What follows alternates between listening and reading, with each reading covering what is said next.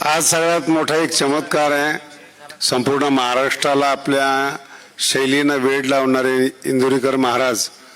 मला सगळ्यात मोठं आश्चर्य वाटतं, पुढचा जो इंदुरीकर आहे तो सगळ्या बुद्धिमान लोकांना गार करणारा असेल ही माझी खात्री.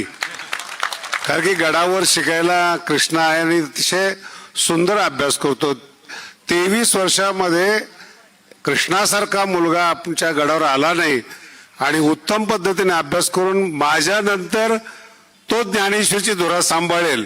म्हणून इंदुरीकरी महाराज, तुम्ही जे आयुष्यभर कीर्तन केलंय त्याचं पुण्य तुमच्या मुलाला मिळालं आणि तो बुद्धिमान निघाला. तुम्ही हलकट लोकांकडे का बघता हेच कळत नाही मला. टीका करणारी लोक ही सर्वसामान्य असतात, लहान असतात, बौद्धिकदृष्ट्या कमकुवत असतात. त्यांना वैभव सहन होत नाही, हत्तीचं वैभव सहन होत नाही आणि हत्ती आला तर लोकांना कळावं म्हणून भुकणारे पण पाहिजे.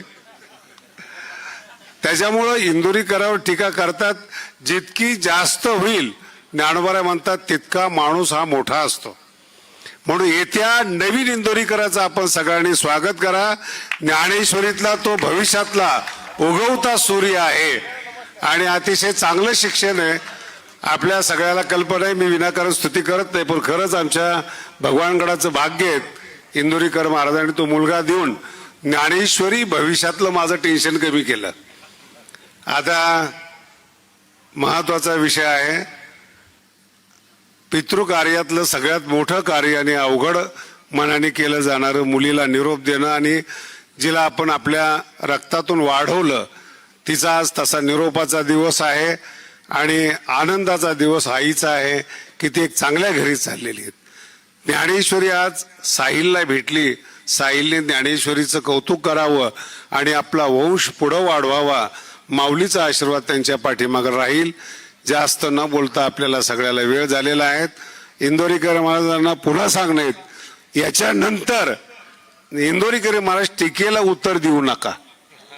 आपल्या कीर्तनाने लोकांना उत्तर द्या. एवढा समाज जमून दाखवा, मग त्या लोकांनी इंदुरीकर महाराजांवर टीका करावी.